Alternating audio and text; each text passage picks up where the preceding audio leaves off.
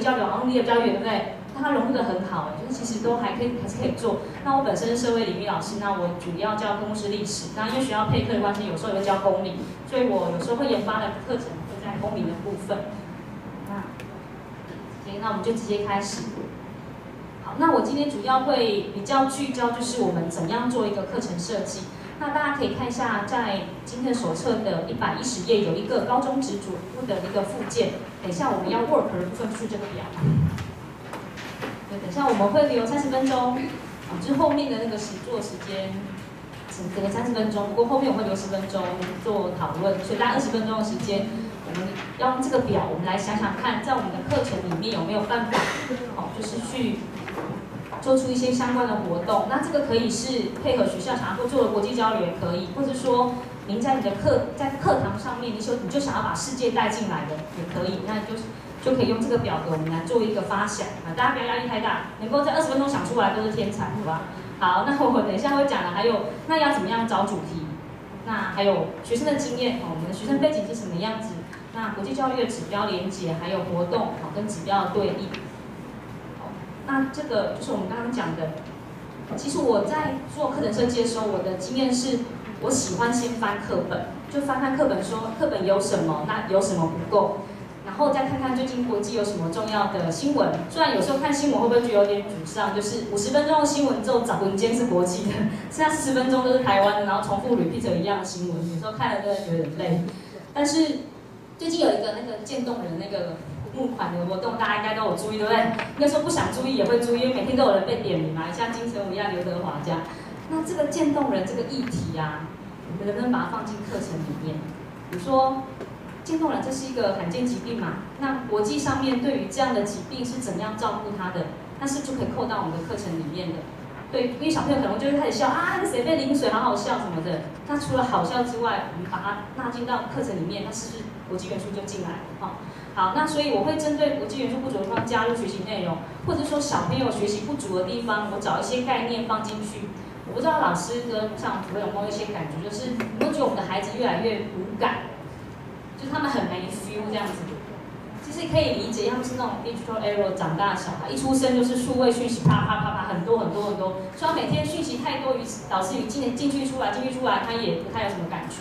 所以在设计教案的时候，有没有办法有些东西让他有感？所以我就会常常想说，什么样的东西让小朋友跟他经验结合，然后让他会不吓掉这样。其实我们常常做一些事情去吓小孩，他才会有感觉。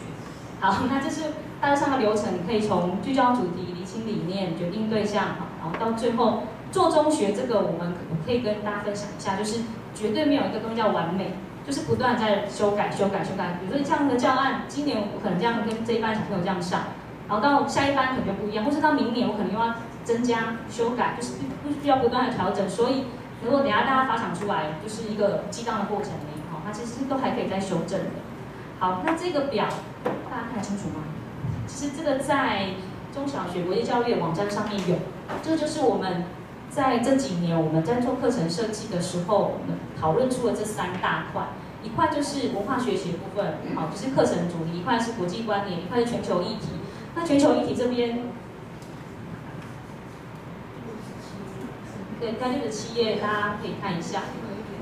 这边像比如说全球议题的那几块，像和平与冲突啊、合作与竞争、正义与人权、环境与永续，有没有觉得这些主题我们常常在接触？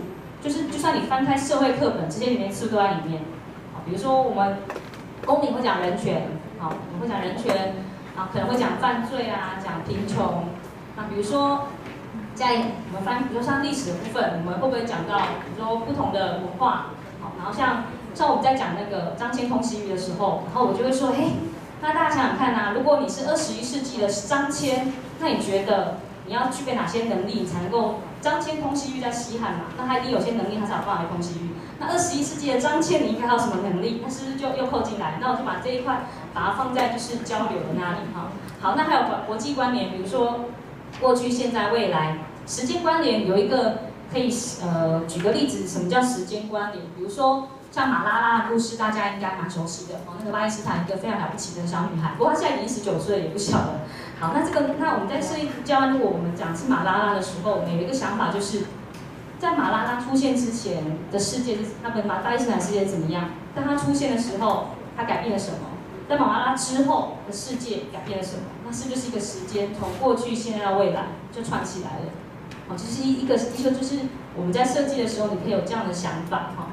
好，那接下来就是我们看一下，那如果这个表这个图呢，我想要设计国际教育的教案的时候，我可以怎么做？就是像我们刚刚讲的，你可以从既有课程出发，然后呢找出要进一步扩展的国际视野的面向。像我今天要讲的是童工，那大家猜猜看，我会把它扣在哪一个主题？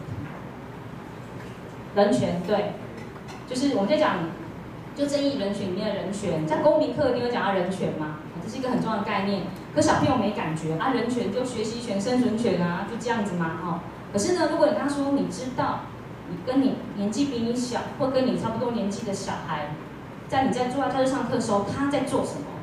然后他们就说，他们是谁？你说，比如说你就可以给他举例说，你知道你的手机里面有那个锡矿，它是一个里面的一个成分，你知道这个锡矿是怎么来的吗？他们就说不知道啊，有人去采矿吧之类的。我说对，这个就是为了刚果为了要采锡矿，然后去制作手机的时候，居然牺牲了500万人，而且这里面大多数都是比你年纪还要小的童工。你觉得这样有人权吗？他们就压掉这样就会开始用一些方法去点他，让他们有感觉。好，那接下来这个，那我们想说，好，我们现在要讲人权，那我希望它可以进一步扩展。好，那我用童工来带，那我就想到我的单元跟主题了。好，那或者是说呢，有的老师会习惯是，他喜欢先找主题，比如说有老师对于那个，怎么说国际关系，他非常非常有兴趣，他先找国际关系，然后再去扣说，我好像在历史可以谈这个，比如说谈1战、2战，或冷战时期的国际关系是什么，那是不是就扣进来了？所以你可以从课本去延伸出主题，也可以先找我喜欢的主题，我关心的主题是什么，然后再去找课本里面有什么我可以扣进来的。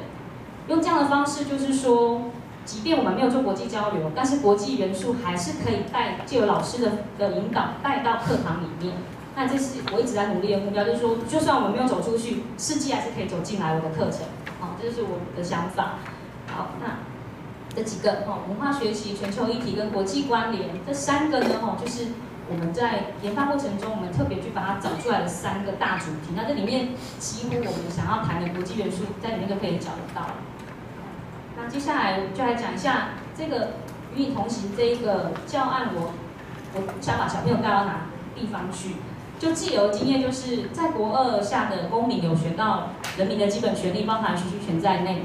那我们就会想想说，有没有什么地方是不足的？就是其实我如果没有去引导，其实学生很难去想到国际人权这件事情。他就说学习权不就坐在教室上课，有啊，我有学习权之类的。他说，可是有没有人没有学习权？他可能不知道。好，那像刚刚讲那个手机的例子，他就先吓到，对不对？然后我们会上课的时候就放了一个乌兹别克的棉花童工的故事。故事是这样，就是呢，在9月份我们开学的时候，那乌兹别克的小朋友他们要去上学了。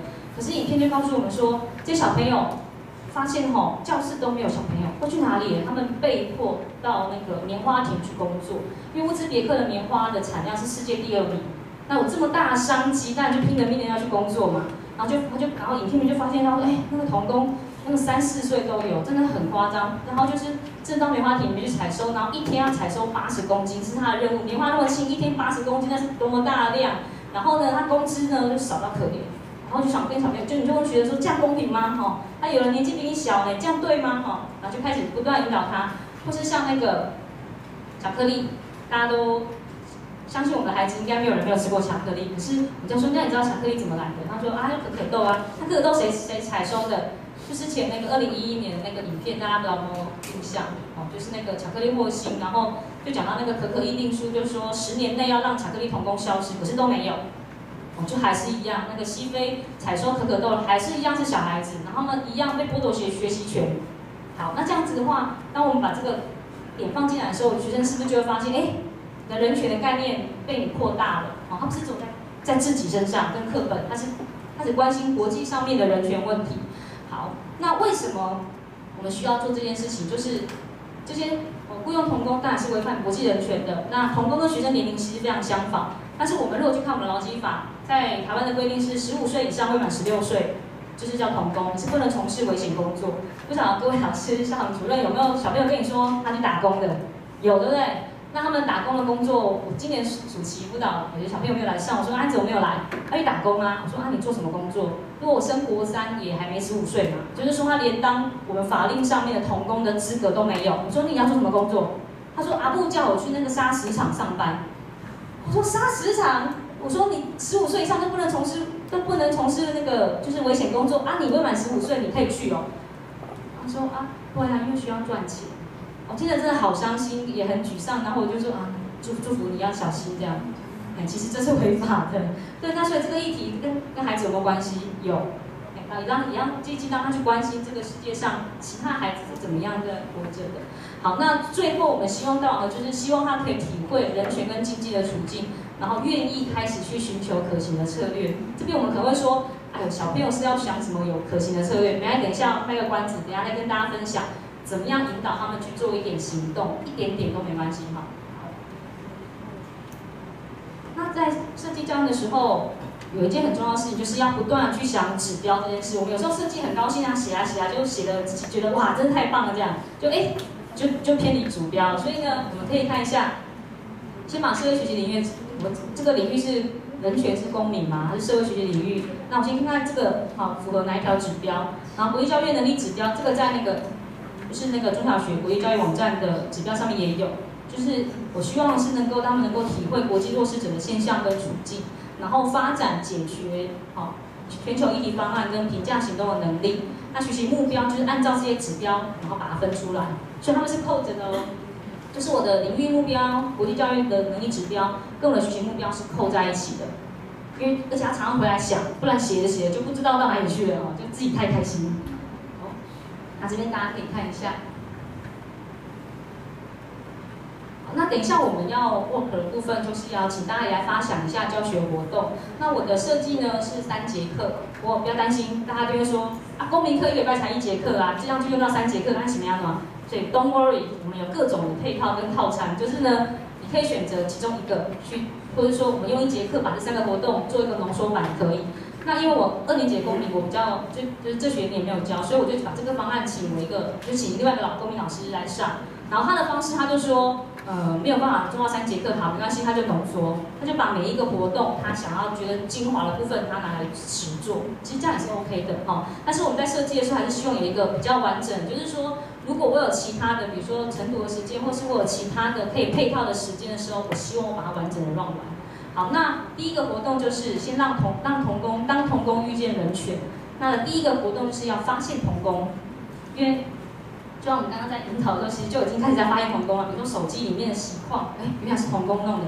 啊，你每天这样盖的棉被好舒服，原来那个棉花也是残害了多少童工他的人权就从这个地方开始，然后呢带进国际相关的法规跟我们国内的法规，就把它带进来。就是说，我们的课程不是只是活动只是游戏而已。事实上，概念还是要进来，就让他了解说，至少他知道台湾的劳动基准法对于童工的定义是什么好，那活动2呢，就要想到一件事情，我们没有感觉，是因为觉得这件事情跟我无关嘛？那如果我觉得童工跟我有关系的时候，我就会有感觉，我就会觉得我要 do something。